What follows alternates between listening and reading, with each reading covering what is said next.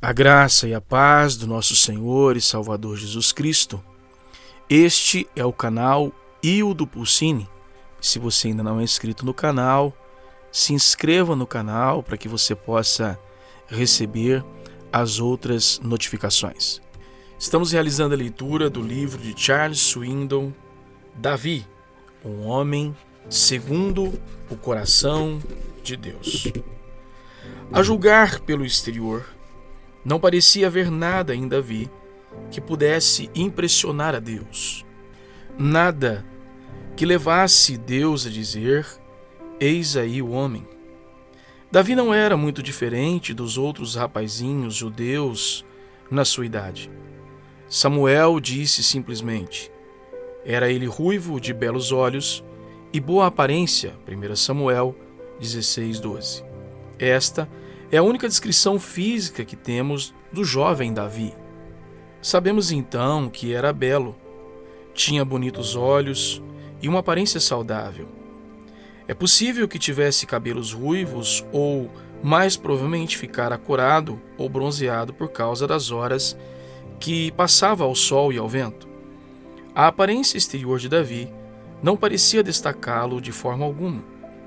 Ele não passava de um pastor, bastante jovem ainda por cima, que morava no pequeno povoado de Belém. Todavia, Deus disse assim mesmo: você tem o que estou procurando, rapazinho. Você é o futuro rei de Israel.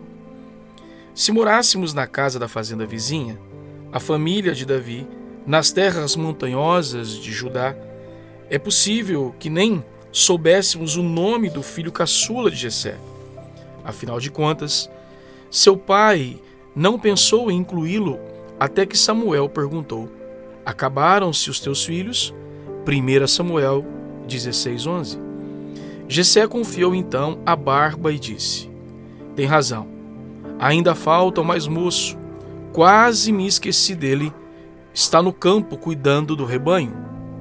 Vá chamá-lo, ordenou Samuel. E de repente esse jovem, João Ninguém, um garoto de quem até o pai se esquecera, tornou-se alguém. Antes, porém, de falarmos de Davi, o rei de Israel, precisamos retroceder 40 anos e ter uma ideia do ambiente e da história, a fim de apreciarmos melhor o mundo em que ele vivia. G. Frederick Owen, em seu livro, descreve perfeitamente esses tempos antigos em uma única sentença: o povo se afasta muito de Deus. Foi nesse mundo que Davi nasceu. Eli, o sumo sacerdote e seus filhos perversos haviam morrido. Samuel, seu sucessor escolhido por Deus, o último dos juízes, era já velho. O povo ouvira todas as histórias sobre os dias em que Israel era uma grande nação, e Samuel estava no apogeu da sua carreira quando sujeitou os filisteus e julgou a terra com sabedoria e justiça. Mas a maioria deles não tinham conhecimento pessoal desses fatos. Sabiam apenas que Samuel era um homem idoso e que nomeara seus filhos para julgarem Israel. E como esse fora um grande erro, veja o que a Bíblia diz sobre eles. Tendo Samuel envelhecido, constituiu seus filhos por juízes sobre Israel. Porém, seus filhos não andaram pelos caminhos dele. Antes, se inclinaram à avareza e aceitaram subornos e perverteram o direito. 1 Samuel 8, do 1 ao 3. O povo estava então desiludido e queria que alguma coisa fosse feita a respeito. O que eles realmente desejavam era um rei. Na verdade, os filhos desviados de Samuel não foram a única razão para a exigência deles. Os anciões de Israel fizeram uma reunião de cúpula em Ramá, um lugar nas montanhas a 8 quilômetros de Jerusalém. E lhe disseram: vê, já estás velho e teus filhos não andam pelos teus caminhos. Constitui-nos, pois, agora um rei sobre nós, para que nos governe, como tem todas as nações. 1 Samuel 8:5. Os homens sempre desejam imitar os outros, fazer o que é popular, e esses não eram exceção. Estamos cansados de adorar um Deus invisível. Todos perguntam: onde está o seu rei? e temos que responder: ó, ele está nos céus. Queremos um líder aqui na terra. Samuel, queremos ser como todas as outras nações. Olhe para os filisteus, os moabitas, os jebuseus e todos os outros povos. Todos eles têm reis. Queremos ser como eles. Eles não disseram: queremos esperar em Deus para prover as nossas necessidades. Isto entristeceu o coração de Samuel, e ele orou então a Deus. Mas Deus lhe respondeu. Disse o Senhor a Samuel: atende à voz do povo em tudo quanto te dizem, pois não te rejeitaram a ti, mas a mim, para eu não reinar sobre eles. Agora, pois, atente à sua voz, porém, adverte-os solenemente e explica-lhes qual será o direito do rei que houver de reinar sobre eles. 1 Samuel 8, 7 a 9. Deus deixou então que eles tivessem exatamente o que queriam. O homem que escolheram, Saul, era alto, moreno e bonito. É assim que as pessoas escolhem os reis. Elas sentem atração por alguém que tenha boa aparência. Ele dará uma boa imagem a Israel. Saul é o nosso homem. Saul, então, entrou em cena e os fez delirar. Ele tinha uma certa humildade a princípio e parecia capaz de reunir o povo ao seu redor, defender sua causa. Era bastante valente para reunir um exército e pouco depois os israelitas pensaram: ele é o homem certo para o cargo. Mas adivinhe o que aconteceu. Saul tinha 40 anos de idade quando começou a reinar, e em pouco tempo passou a mostrar-se sensível demais, irritadiço e dado a crises de depressão, e até a pensar em cometer um assassinato. Isto já basta em relação ao homem escolhido do povo. Davi nasceu cerca de 10 anos depois de Saul. Fale de nascer em tempos transitórios. O povo de Israel estava muito afastado de Deus e agora, para piorar as coisas, estava ficando desiludido do líder que escolhera. O que fazer quando o rei não anda com Deus? O que fazer quando a pessoa segue os seus caprichos e tudo dá errado? Esse é o sentimento mais decepcionante e inseguro do mundo. Todavia, não é possível determinar o que está errado. Mas, pela sua graça, Deus não abandonou o seu povo. Mediante Samuel, ele intervém. Davi, a escolha do Senhor. Então disse Samuel a Saul: procedesses neciamente em não guardar o mandamento que o Senhor teu Deus te ordenou, pois teria agora o Senhor confirmado o teu reino sobre Israel para sempre. Já agora não subsistirá o teu reino. O Senhor buscou para si um homem que lhe agrada, e já lhe ordenou que seja príncipe sobre o seu povo, porquanto não guardaste o que o Senhor te ordenou. 1 Samuel, capítulo 13, versos 13 e 14. Olhe para essa palavrinha de 5 letras no versículo 14. Homem. Deus procura um homem, um único homem. Mas que homem? Você ficará surpreso se soubesse que se escreveu mais a respeito de Davi do que sobre qualquer outro personagem bíblico. Cerca de 14 capítulos foram dedicados à vida de Abraão e também de José, Jacó 11 e Elias.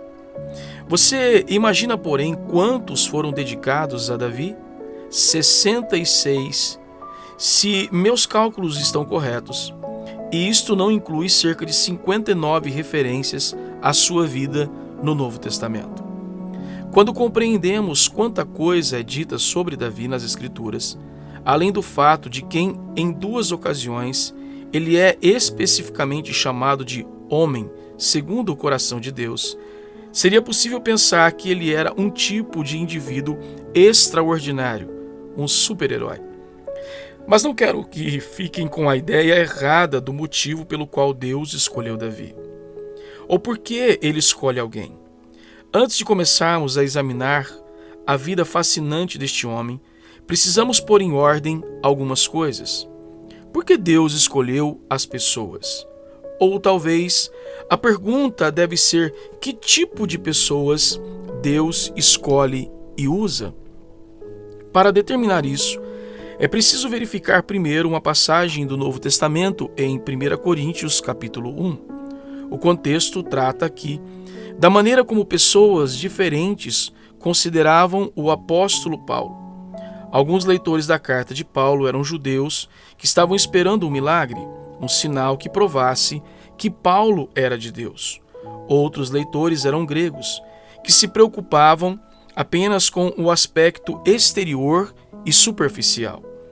A vida interior do indivíduo não tinha significado para eles.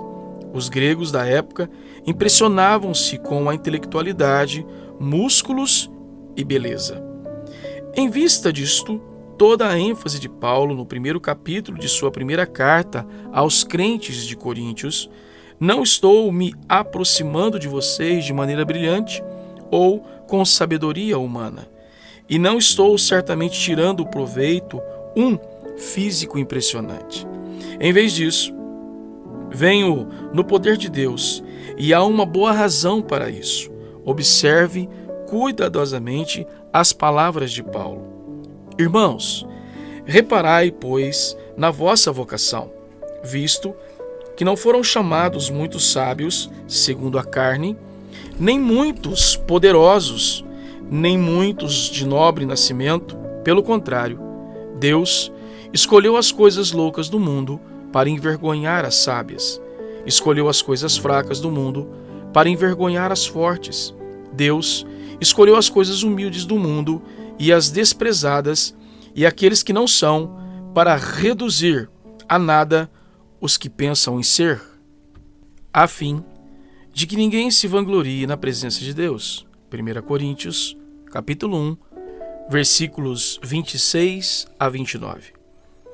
Gosto particularmente da maneira como a versão New Berkeley traduz os dois últimos versículos desta passagem. Deus também escolheu as pessoas insignificantes e os Joões ninguéms do mundo para reduzir a nada os que são, a fim de que ninguém se glorie na presença de Deus. Versos 28 e 29, tradução livre. Paulo diz: olhem à sua volta, Coríntios. Não vou encontrar muitas pessoas famosas aqui. Por quê? Para que ninguém se gabe na presença de Deus. Este é um princípio que tendemos a esquecer porque muitos de nós continuam sendo como os gregos.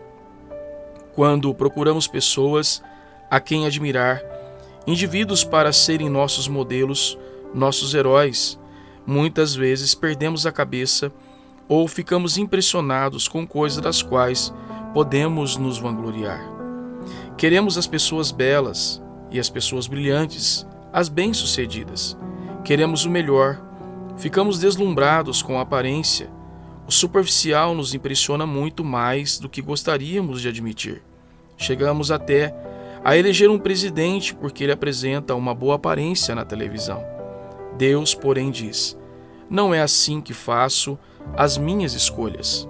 Eu escolho os ninguéms e os transformo em alguém. Essa é, em síntese, a história da vida de Davi. 3 prioridades para os líderes servos apontados por Deus. Quando Deus observa a terra em busca de líderes em potencial, ele não procura anjos encarnados, nem tampouco pessoas perfeitas, pois certamente não há um sequer.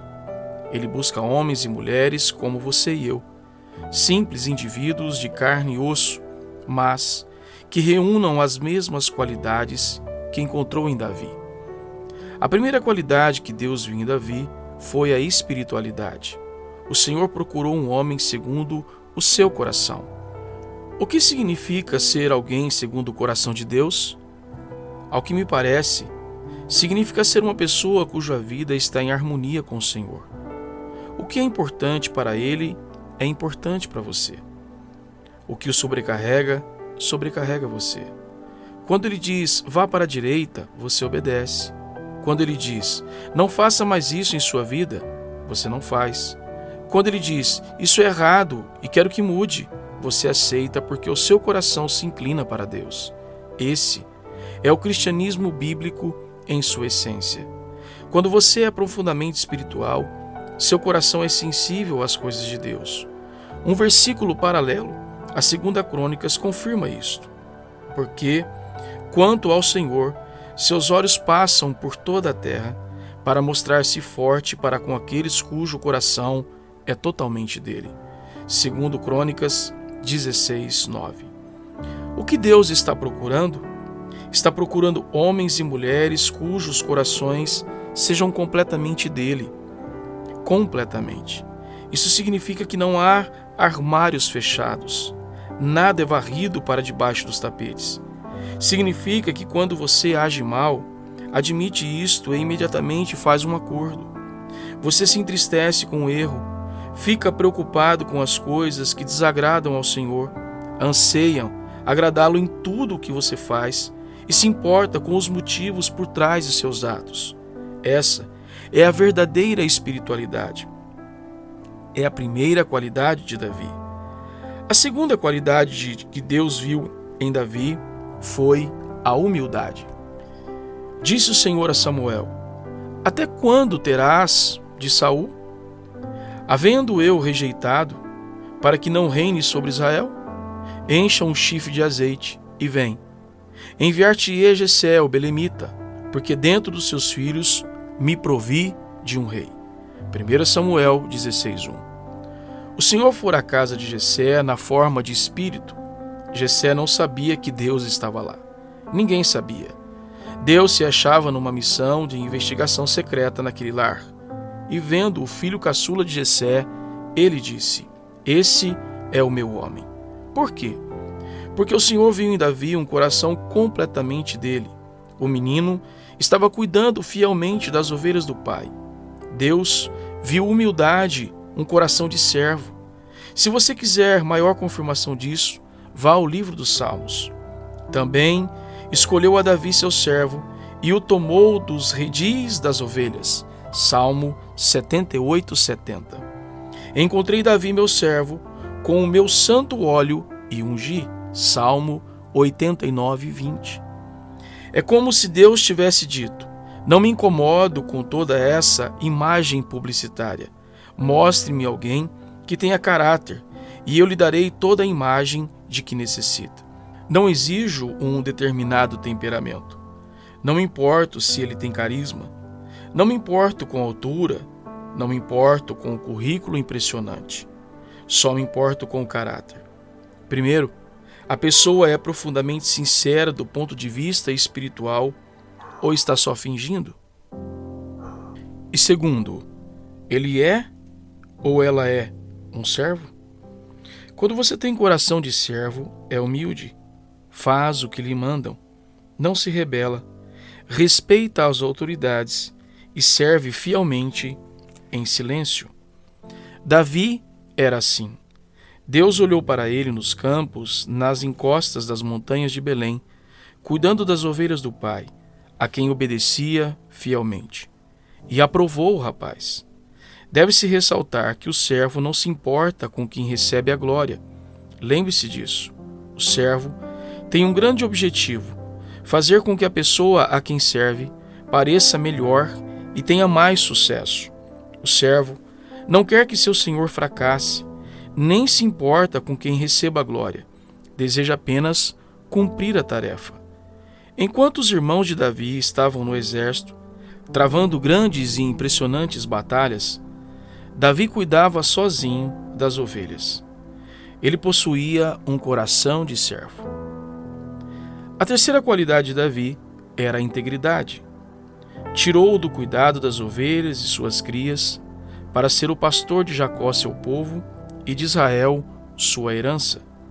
E ele os apacentou consoante a integridade do seu coração e os dirigiu com mãos precavidas. Salmo 78, versos 71 e 72. Faça um círculo na palavra integridade. Ela é muito significativa. Deus não está procurando espécimes magníficos de humanidade. Ele busca servos profundamente espirituais, genuinamente humildes e sinceros, e que tenham integridade. Ouçam alguns dos sinônimos deste termo hebraico taman, traduzido como integridade: completo, inteiro, inocente, que vive com simplicidade, sadio, sólido, forte. É algo belo, não é? Íntegro é o que você é quando ninguém está olhando. Significa que você é completamente honesto. Vivemos hoje num mundo que diz de muitas formas: basta causar uma boa impressão. Mas você nunca será um homem ou uma mulher de Deus se for esta a sua filosofia. Nunca. Você não pode fingir para o Todo-Poderoso. Ele não se impressiona com o exterior, mas concentra-se nas qualidades interiores, aquelas coisas que levam tempo, disciplina para cultivá-las. O método divino de treinamento de servos. Neste aspecto, é interessante examinar como Deus treinou Davi para um papel de liderança. Seu treinamento realizou-se num lugar solitário, obscuro, monótono e real. Vou descrever cada uma dessas 4 disciplinas. Primeiro, Deus treinou Davi na solidão. Ele precisava aprender as principais lições da vida sozinho, antes de serem confiadas responsabilidades e recompensas públicas. Como escreve o falecido biógrafo F.B. Meyer, a natureza foi a sua ama, sua companheira, sua mestra.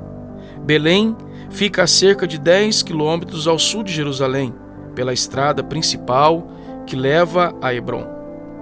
Ela se encontra a 660 metros acima do nível do Mediterrâneo, na encosta nordeste de uma grande cadeia de montanhas cinzentas, como um vale profundo de cada lado.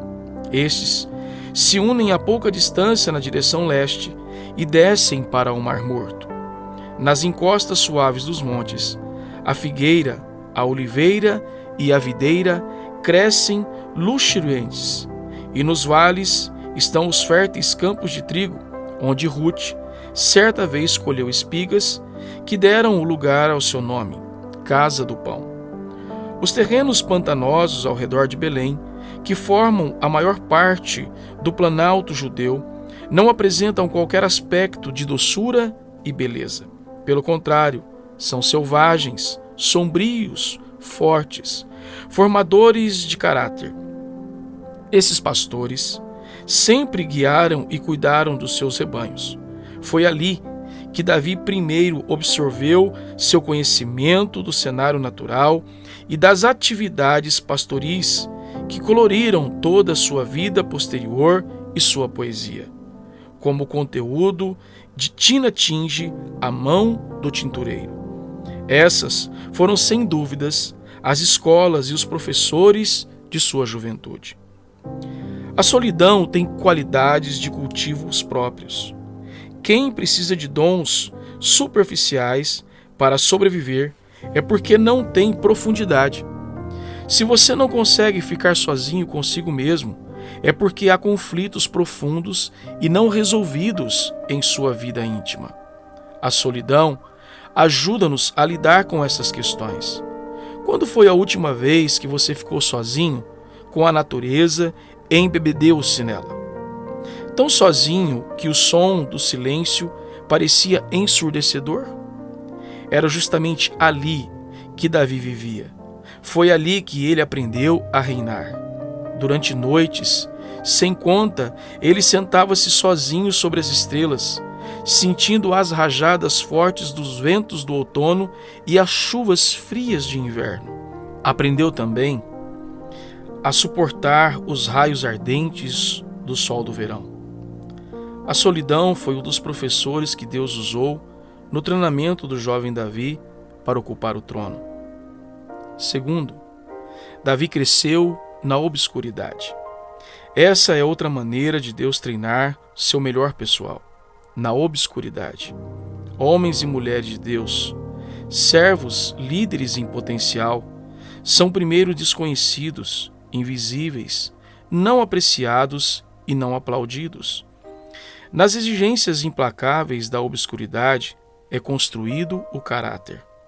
Por mais estranho que pareça, os que aceitam o silêncio da obscuridade, a princípio, são melhor qualificados para lidar com o aplauso da popularidade. Isso nos leva ao terceiro nível de treinamento, a monotonia. O sentido aqui é ser fiel nas tarefas servis, insignificantes, rotineiras, regulares, desinteressantes e diárias da vida, sem uma pausa, sem o vinho e as rosas, apenas vida enfadonha e comum. Na verdade, a ideia aqui é bem semelhante a voar. Tenho um amigo que é piloto comercial há mais de 30 anos. Ele diz: voar não passa de horas e horas de monotonia, pontuadas por alguns segundos de puro pânico. Isso descreve um dos métodos de treinamentos favoritos de Deus, embora talvez sem o pânico. Apenas horas constantes iguais, infindáveis de monotonia, enquanto você aprende a ser um homem ou uma mulher de Deus. Quando não há mais ninguém por perto, quando ninguém mais nota, quando ninguém mais nem mesmo se importa, é assim que aprendemos a reinar. Vejamos agora o quarto nível de treinamento, realidade. Até agora você pode estar sentindo que, apesar da solidão, obscuridade e monotonia, Davi estava apenas sentado no alto de algum monte, numa espécie de névoa mística, compondo uma grande peça musical, ou descansando nos pastos da Judéia e divertindo-se muito enquanto ensinava as ovelhas a ficarem sentadas nas pernas traseiras. Isso não é verdade. Vamos avançar até 1 Samuel 17. Eis Davi nesse trecho, ao lado de Saul, quando o gigante surge à distância, caminhando com dificuldade em sua direção. Lembre-se de Saul, o sujeito grande e alto, agora o vento trêmulo de medo, com os joelhos batendo um contra o outro, escondido de Golias dentro da tenda. E aqui está o pequeno Davi dizendo: olhe, vamos acabar com o gigante. Saul pergunta: quem é você? Sou Davi. Saul continua: de onde você vem? Cuido das ovelhas de meu pai. Saul diz então: você não pode lutar contra esse filisteu. Não passa de uma criança. E Davi responde sem hesitar: teu servo apacentava as ovelhas de seu pai, quando veio um leão ou um urso e tomou um cordeiro do rebanho. Eu saí após ele e o feri, e livrei o cordeiro de sua boca. Levantando-se ele contra mim, agarrei-o pela barba e o feri e o matei. 1 Samuel 17, 34 e 35. Onde Davi conseguiu tamanha coragem? Ele aprendera sozinho diante de Deus. Que tipo de homem é este Davi? Um homem realista, alguém que permaneceu responsável mesmo quando ninguém estava olhando. Esse Golias, disse então Davi, não estou preocupado com ele. Você sabe o que aconteceu depois disso? Mal posso esperar para chegar a esse capítulo. É um dos meus favoritos. Golias não era tão espantoso assim. Por quê? Porque Davi estivera matando leões e ursos quando não havia ninguém por perto. Ele já enfrentara a realidade muito antes de deparar-se com Golias. De algum modo, formamos a ideia de que ficar a sós com Deus é irreal, que não faz parte do mundo material. Mas ficar a sós com Deus não significa sentar-se num canto e ficar pensando no infinito, nem isolar-se para descobrir como ser mais responsável e diligente em todas as áreas da vida. Quer isso signifique lutar com leões ou ursos, ou simplesmente obedecer às ordens. É por isso que tenho um problema com as pessoas que vivem em seu mundo interior, esperando que Deus faça tudo por elas. Vou ser sincero, Deus jamais consertou um pneu para mim, ou trocou as fraldas do bebê, ou confrontou algum gigante em minha vida. Nem para Davi, Ele arregaçou as mangas e lutou com as ovelhas. Foi necessário caráter, cenários reais que Davi aprendeu a reinar. 2 lições duradouras. Davi pôde ter vivido há séculos, mas as coisas que aprendemos dele são tão atuais quanto o nascer do sol nesta manhã. 2 coisas se destacam em minha mente quando chegamos ao fim deste capítulo. Primeiro, é nas pequenas coisas e nos lugares solitários que provamos ser capazes de grandes coisas. Se você quer ser alguém com uma grande visão, deve cultivar o hábito de desempenhar bem as pequenas coisas. É assim que Deus o fortalece. A maneira como preenche os relatórios detalhados, cuida das tarefas diárias, completa os serviços em casa, no trabalho ou na escola, são apenas um reflexo de que você está aprendendo a reinar.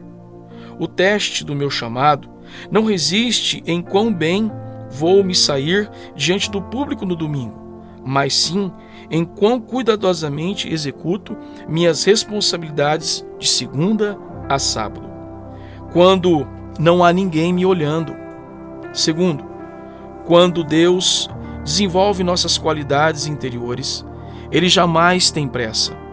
Alan Redpath, o falecido pastor de Moody Memorial Church, disse o seguinte a esse respeito: a conversão de uma alma é o milagre de um momento. A formação de um santo é a tarefa de uma vida inteira. Deus aprimora o caráter, trabalhando nele durante a vida inteira. Ele não tem pressa, e é na escola da solidão e da obscuridade que aprendemos a nos tornar homens e mulheres de Deus. Com os professores da monotonia e da realidade é que aprendemos a reinar. É assim que nos tornamos como Davi, homens e mulheres segundo o coração de Deus. Concluímos aqui a leitura do capítulo 1 desse livro de Charles Swindoll, série de Heróis da Fé. Davi, um homem segundo o coração de Deus. Este é o canal e o do Pulsine. Se você ainda não é inscrito, se inscreva para que você possa receber as outras notificações. Que Deus te abençoe.